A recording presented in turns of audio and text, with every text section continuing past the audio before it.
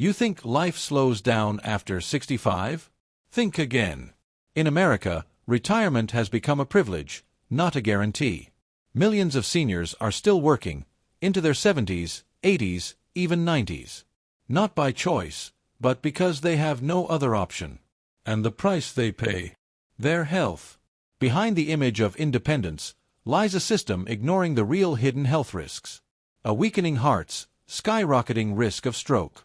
A mental strain from endless financial pressure. A poor nutrition, failing immune systems. And ongoing retirement stress leading to depression and dementia. Welcome to Health First 365, the channel that doesn't shy away from the tough conversations about senior wellness. Here, we don't just offer senior health tips, elderly nutrition advice, or stroke prevention insights.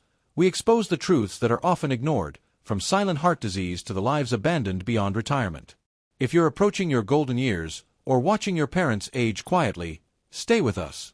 Because in the next few minutes, you'll see. Working past retirement isn't just a social issue. It's a public health crisis. Picture this. A 74-year-old man clocks in for another late shift at a suburban supermarket. His heartbeat becomes erratic, but he doesn't stop. Because if he does, he won't afford his blood pressure meds next month. Then, he collapses in the middle of aisle 5. No one saw it coming. But we should have. After the age of 60, the cardiovascular system naturally weakens. Slower heart rate, less flexible arteries, reduced pumping strength. But when seniors are forced to keep working, stretching long hours under relentless financial stress, their hearts aren't just aging, they're being strangled. Stress is poison to the heart. Every extra hour on the clock, every sleepless night, every unpaid bill, pushes seniors closer to hypertension, arrhythmia, and the terrifying edge of ischemic stroke or acute heart attack. The scariest part? Most don't recognize the early warning signs. Unusual fatigue, dizziness, irregular heartbeat under pressure, all dismissed because, I just need to finish this shift, or, if I stop working, I can't afford food. And when the heart attack strikes, it doesn't wait for the hospital. It hits right where they're trying to survive. Did you know just 20 minutes of continuous stress can throw an elderly heart into arrhythmia? Or that 3 nights of poor sleep may spike stroke risk dramatically? The problem isn't just age, it's that society forces seniors to age under pressure they were never designed to endure. They don't get real breaks. They can't afford heart-healthy foods with potassium, omega-3s, or antioxidants. And they have no choice, because no work means no survival. This is the brutal truth of retirement in the modern age. Older adults are being worked to the brink, while their hearts silently scream for help. If we don't raise awareness, if we don't act, if we keep turning away, don't be surprised when more and more seniors drop from heart failure, right in the middle of just another shift. You've probably heard this advice. Seniors should keep working, it helps keep the mind sharp. Sure, that may be true, but only when they work in safe, stable, and low-pressure environments. But that's not what's happening across America today. Millions of older adults are working not by choice, but out of desperation. And under those conditions, work doesn't stimulate the brain, it erodes it. Imagine a 70-year-old woman working a cashier shift 6 hours a day. She's juggling rent payments, tracking what's left on her Medicare plan, trying to afford diabetes meds. She's sleep-deprived, poorly nourished, and constantly stressed, terrified that one missed bill means disaster next month. In that state, the brain has no chance to recover. Aging neurons, already vulnerable, begin to misfire under the pressure of chronic insomnia, low oxygen circulation, and nutritional deficiency. There's not enough B vitamins. No omega-3s. Iron levels are low. The body can't support the brain. It starts small. She forgets her keys. Then a grandchild's name. Then, she can't remember what day it is. Soon, early-onset dementia creeps in. She can't balance a checkbook. She mixes up morning and evening. And yet, she still has to work. Even as her memory begins to fade, there is no option to stop. The longer she stays in the cycle of stress and overwork, the faster her brain deteriorates. And if you think Alzheimer's waits until your 80s, think again. Studies show chronic stress, overwork, and prolonged sleep deprivation accelerate cognitive decline and Alzheimer's onset, especially when nutrition and medical care are lacking. Memory doesn't vanish all at once. It slips away piece by piece, like sand slipping through the cracks of a clenched fist. And by the time loved ones notice, it's often too late to reverse. This is the second tragedy of seniors forced to work. It's not just their hearts breaking down, their minds are fading, too. A life without rest, without mental health protection, is the fastest road to widespread cognitive decline in today's aging population. After the heart, after the memory, the next to break down in aging workers is the musculoskeletal system. And no, this isn't theory. Walk into any store in America. Behind a register or in a stockroom, you'll find 70-something men and women, lifting boxes, mopping floors, standing for 6 to 8 hours straight. They're not working because they want to. They're working because life won't let them stop. But their bodies are waving red flags. As we age, bones lose density, cartilage wears down, muscles shrink unless properly maintained. Now imagine working long shifts, on hard floors, with little rest. It's a one-way path to breakdown.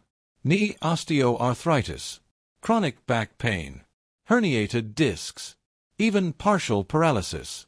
These aren't rare among seniors working past 65. They're alarmingly common.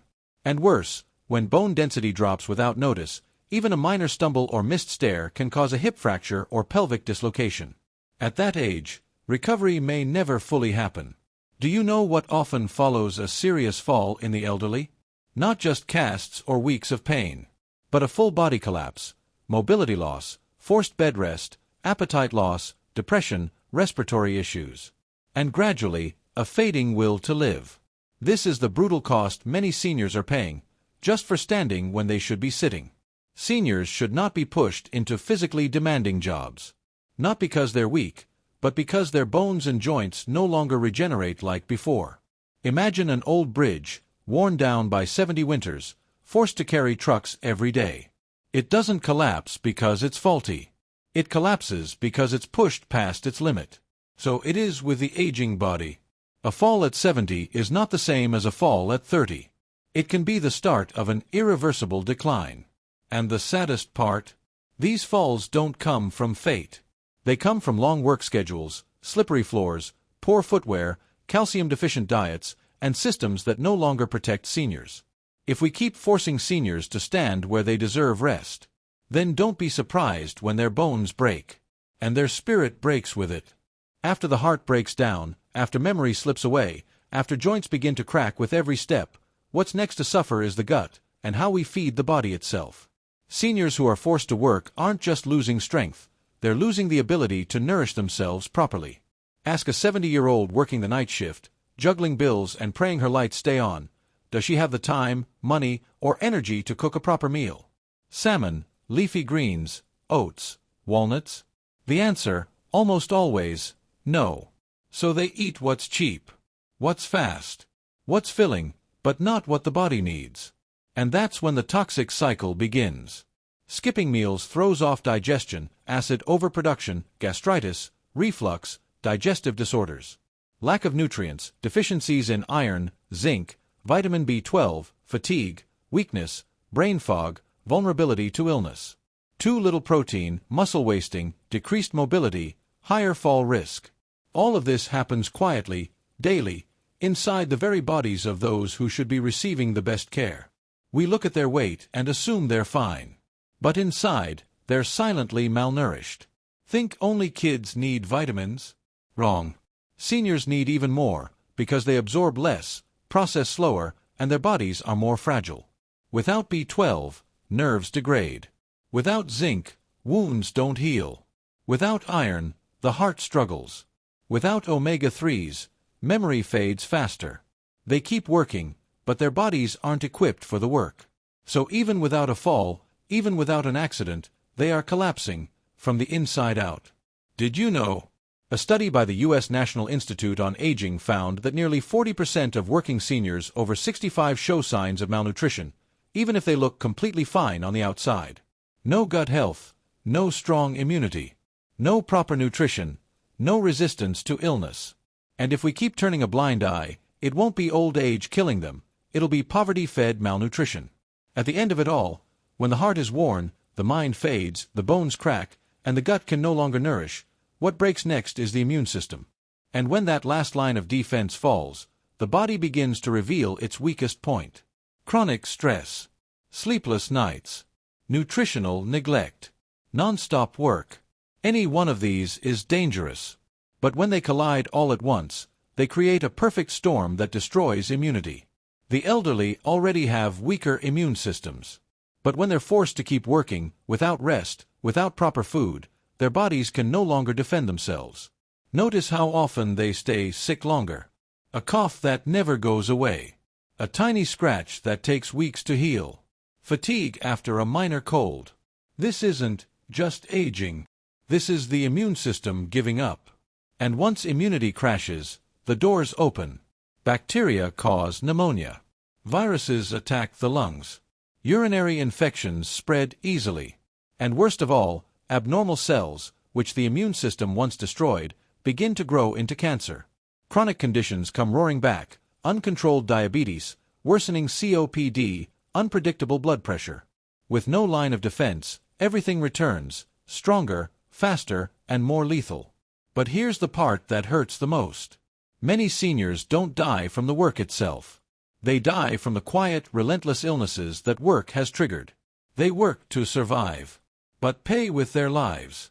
This isn't a personal problem. Every time a senior collapses under invisible weight, it's a warning to the rest of us. They don't want special treatment. They want the right to rest when their body can no longer fight. No one deserves to work until their immune system quits. No one should die because they were forced to keep going. And if you're listening right now, remember that. We can't blame seniors for still working. What we must question is a system that hasn't evolved enough to let them rest when their bodies can no longer endure. No one should have to work when their memory is fading, their knees are worn down, their stomach is inflamed, and their immune system is shutting down. But they keep going, because retirement has become a privilege, not a right. Older adults are carrying the weight of a society unprepared for aging. And if we don't act, what you've just heard won't just be their story, it'll soon be ours. If you're in your 40s, 50s, or just turned 60, start today. Get regular health checkups. Follow senior nutrition guidelines and commit to healthy aging practices. Manage retirement stress and protect yourself from hidden health risks like heart disease, stroke, or senior mental health decline. And above all, build a financial plan that frees you from working past retirement. If today's episode struck a nerve, don't keep it to yourself.